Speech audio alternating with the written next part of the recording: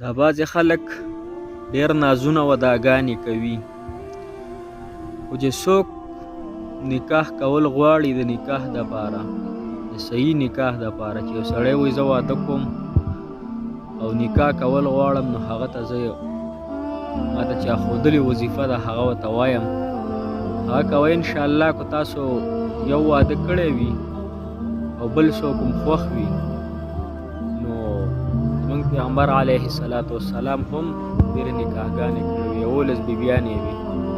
الله قرآن کې فرمایي فانکحوا ما طاب لکم من النساء مثنى ثلاث ورباع.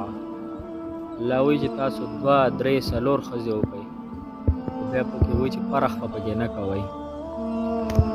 نکاح سره مال هم زیاتیږي، نفقه هم ورسره زیاتیږي، الله تعالی ورسره غربت او غریبي هم ختموي.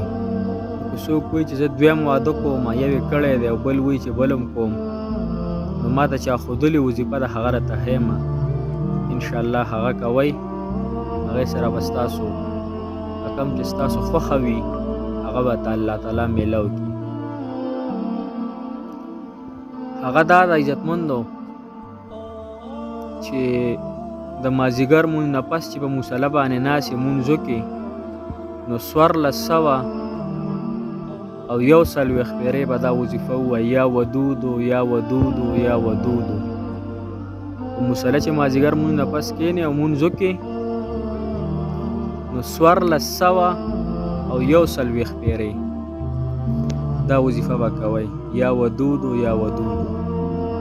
او بل به روزانه سورة رحمان وایي 3 ځله، 3 ځله به سورة رحمان وایي، 3 ځله به ترې مخکې او وروسته درود شریف ووایي چې کوم تاسو له درځي هغه به ووایي. انشاءالله په دې باندې تاسو یقین وساتئ او الله تعالی به تاسو ته خپله خوښه درکوي. انشاءالله موږ هم پرې ټرای کوو، ځکه چې واده سره الله تعالی پراخي راولي په انسان، او الله تعالی وایي چې وکئ تاسو ودونه، فرق به پکې نه کوئ، 2 وکئ 3 وکئ 4 وکئ. 4 زموږ په دې امت دپاره الله تعالی قرآن کې فرمایي چې دا دې وکړي 4 ښځو پورې، 4 نه سیوا اجازت نشته. انشاءالله تاسو مې اراده وکئ موږ هم کوو، خپل د مینې دپاره محبت دپاره دا وظیفه کوئ، هغه به الله تعالی انشاءالله درکړي. ځکه چې دا ما ته چا ویلي که نه دا 1440 پېرې هغه هم دا ویډیو ګوري خو کمنټ نه کوي. الله دې خوشحاله او آباده ساتي، او زموږ تل د زړه محبت او مینه ده ټولو مسلمانانو سره، خاص کر الله تعالی مو خوشحاله ساتي.